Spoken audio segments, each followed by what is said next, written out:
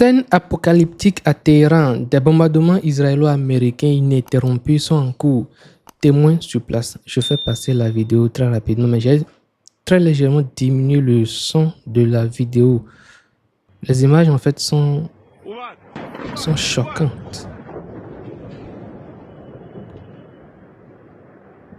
La puissance de frappe en fait c'est inédit. Et ça continue de tomber. C'est pas un seul missile qui est tombé. C'est plusieurs missiles qui a frappé cette cible-là. Wow. Ensuite, le secrétaire américain à la guerre annonce l'envoi de troupes supplémentaires au Moyen-Orient pour l'entité. Il dit « Nous sommes au 4e jour et les résultats sont stupéfiants. Nous sommes en train de gagner en Iran. Leur affaire est réglée. Nous envoyons davantage de troupes au Moyen-Orient. Nous obtiendrons une supériorité aérienne totale en Iran d'ici environ une semaine. Nous ne sommes encore qu'au début de la guerre. Un sous-marin américain a coulé un navire de guerre iranien en eau internationale pour la première fois depuis la Seconde Guerre mondiale. Les États-Unis ont déjà dépensé 779 millions de dollars lors des premières 24 heures d'opérations militaires contre l'Iran. Le navire de guerre iranien Shahid est en feu après des frappes américaines près du port de Bandar Abbas. Les États-Unis sont en train de gagner de manière décisive, dévastatrice et sans la moindre pitié, déclare Peter, secrétaire américain à la Défense. Un missile balistique tiré depuis l'Iran et se dirigeant vers l'espace aérien turc a été intercepté et détruit par les défenses de l'OTAN. La Turquie, membre de l'Alliance, confirme l'incident. Le missile aurait survolé l'espace aérien irakien et syrien avant d'être neutralisé en Méditerranée orientale par les systèmes antimissiles de l'OTAN. Selon Ankara, aucune victime ni blessé n'a été signalée. La Turquie affirme se réserver le droit de répondre à toute action hostile. En tant que membre de l'OTAN, une attaque contre son territoire pourrait théoriquement engager la solidarité militaire de l'Alliance. En complément à ce tweet-là, il y a ce tweet-là qui ajoute des informations supplémentaires. La Turquie répondra à toute action hostile et poursuivra ses consultations avec l'OTAN suite à l'interception d'un missile tiré depuis l'Iran, a déclaré l'administration Erdogan. L'OTAN va-t-il déclencher l'article 5 ? C'est la question qu'on se pose. Pour rappel, l'article 5 du traité de l'Atlantique Nord dispose qu'une attaque armée contre un pays membre de l'OTAN sera considérée comme une attaque dirigée contre tous et que chaque membre est tenu de venir en aide au pays visé. Les États-Unis dépensent environ 3 millions de dollars pour abattre un seul drone Shahed 136. Ce sont les dires du professeur Chiang. L'Iran en fabrique 500 par jour. Moi, je pensais que c'était un peu plus de 100, mais là, l'Iran en fabrique 500 par jour et en a plus de 80 000 en stock. Ils sont bon marché et efficaces. Il y a en fait, cette actualité-là qui revient souvent. Ce sont les drones en question qu'il est en train de montrer ici. Ces drones-là sont low cost, c'est-à-dire que ça ne coûte pas très cher, en moyenne 50 000 dollars par drone. Mais pour l'intercepter, il faut un missile intercepteur qui va coûter environ 2 millions à 3 millions de dollars. Or, les Iraniens peuvent fabriquer ce genre de drone-là, nos limites en fait. Donc, le rapport de force sur ce paramètre-là n'est pas négligeable. Frappe américaine en Iran. Ce à quoi je n'étais pas préparé samedi, c'était que le Royaume-Uni s'engage dans une guerre sans que je ne sois convaincu qu'il y avait une base légale et un plan viable bien réfléchi. Ce sont les propos de Stammers. Trump va très vite se rendre compte qu'il s'est fait avoir par ses amis de l'entité. François Martin détaille les raisons qui, selon lui, pousseront Donald Trump à ne pas s'éterniser dans le conflit en Iran. On va écouter un petit extrait. Donc la situation de Trump, en fait, est très dangereuse. très très dangereuse. Les Iraniens ont fait exactement ce qu'ils avaient décidé, c'est-à-dire, premièrement, la guerre sera régionale, c'est-à-dire on tapera sur les intérêts américains dans le Golfe, c'est ce qu'ils ont fait. Ils se sont pour l'instant réservé la deuxième étape qui consiste à taper sur les champs pétroliers. Et s'ils le font, c'est pas à 200 $ que montrera le pétrole, c'est à 800 ou 1 000 $. Donc ça, c'est la première chose. Ils l'avaient dit, ils l'ont fait. La deuxième chose qu'ils avaient dit, c'est qu'ils fermeraient le détroit d'Ormuz, c'est ce qu'ils ont fait. Et la troisième chose qu'ils ont dite, et qui pour l'instant, à mon avis, conserve comme une menace sans le faire véritablement, c'est couler un des bateaux américains.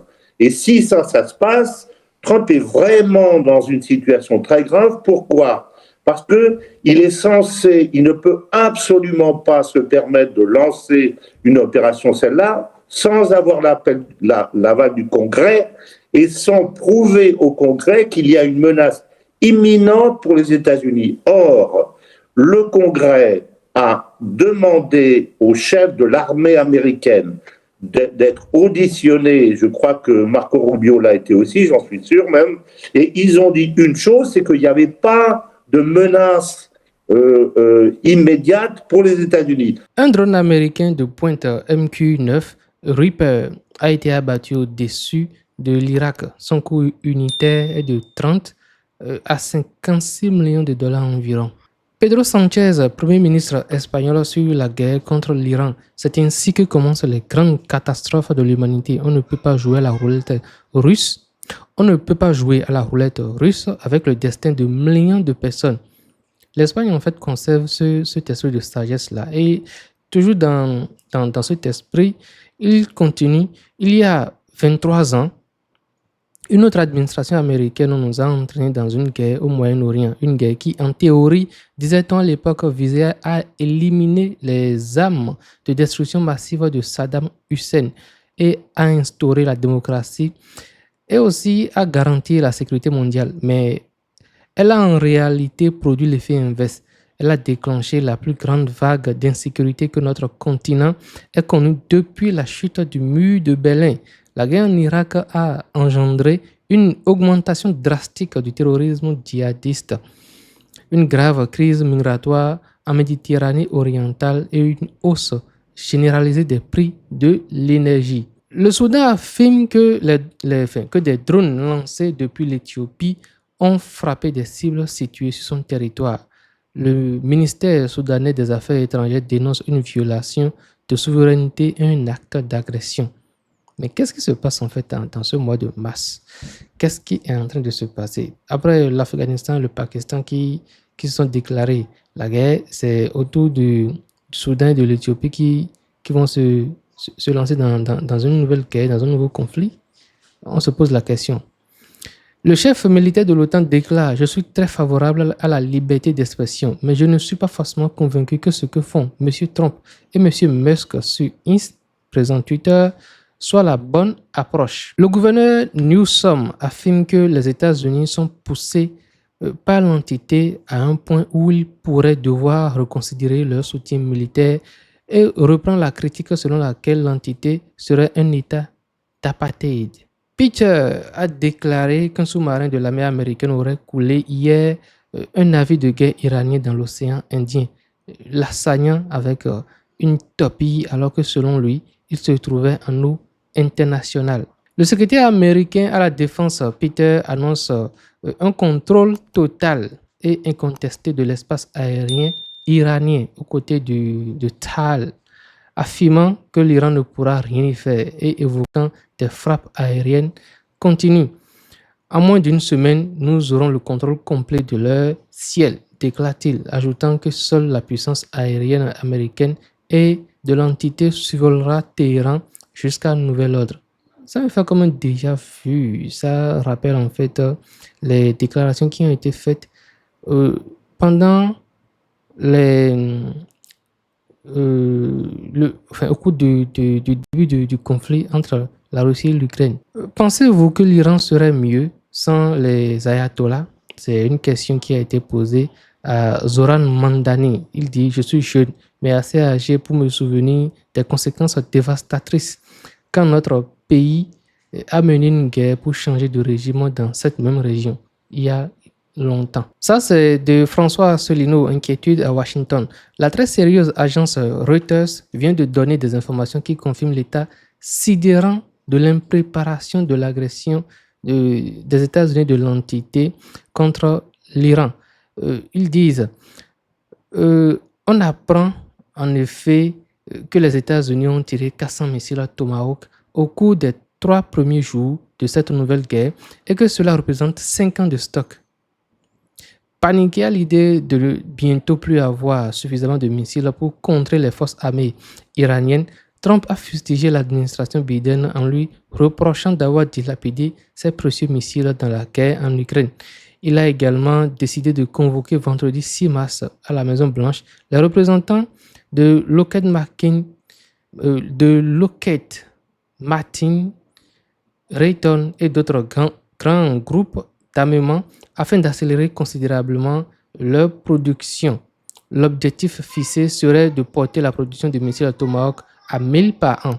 Le secrétariat à la défense annonce qu'une rallonge budgétaire colossale, pas moins de 50 milliards de dollars, devrait être mise en œuvre pour tenter de reconstituer les stocks et d'augmenter au plus vite la cadence de production.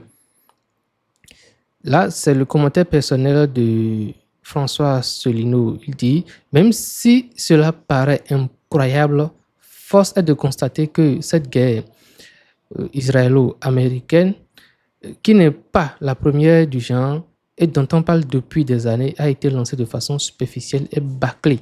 J'ai déjà souligné notamment dans mes entretiens avec Nicolas Stocker et avec Clémence Tossing, à quel point la décision d'assassiner, d'éliminer le guide suprême Khamenei avait été irréfléchie. Sa principale conséquence est d'avoir fait de lui un martyr au sens de l'islam chiite et donc d'enflammer la ferveur de tout le monde chiite, du Yémen à l'Azerbaïdjan et du Liban au Bahreïn. Loin de faire s'effondrer le régime théocratique de Téhéran, il a renforcé ce qui est le contraire même de l'objectif qui était recherché. Il poursuit la décision d'éliminer Khamenei a donc été prise sous l'effet d'une conception occidentaliste du pouvoir, sans consacrer le temps nécessaire à faire l'effort d'inculturation qui aurait permis de bien mesurer les conséquences redoutables d'un tel meurtre sur l'état d'esprit de dizaines de millions de chiites. De même, la décision de lancer l'attaque sans avoir eu le souci minimal de vérifier l'état des stocks de missiles et la durée nécessaire pour en reconstituer a été prise sous l'effet d'une conception hollywoodienne de la guerre où les soldats Yankees sont par principe les bons et les gagnants. Il est bien temps de s'apercevoir 3 jours après le début de la guerre que l'intendance n'a pas les moyens de le suivre. Bref, l'attaque israélo-américaine révèle un très inquiétant travail d'amateur où les effets de communication l'emportent sur la profondeur de la réflexion et où l'impulsivité prime sur le calcul à long terme. Et tout cela face à l'Iran, c'est-à-dire face à des dirigeants et à une armée qui sont habitués à réfléchir avec 4 ou 5 coups d'avance puisqu'ils sont les enfants d'une civilisation qui a inventé le jeu d'échecs. Ça, c'est le dernier tweet pour boucler cette vidéo. Et on va parler un peu de l'affaire Epstein. Le Congrès convoque Bill Gates pour témoigner l'étau sur le milliardaire. Le New York Times avait rapporté en 2019 que Gates avait rencontré Epstein plusieurs fois à partir de 2011 et était resté tard un soir dans sa résidence de New York. Epstein avait déjà plaidé coupable pour des charges de prostitution à cette époque. Gates, quant à lui, a qualifié cette relation d'énorme erreur, mais ni tout comportement répréhensible. Son porte-parole affirme qu'il n'a jamais participé ni été témoin d'aucune conduite illégale d'Epstein.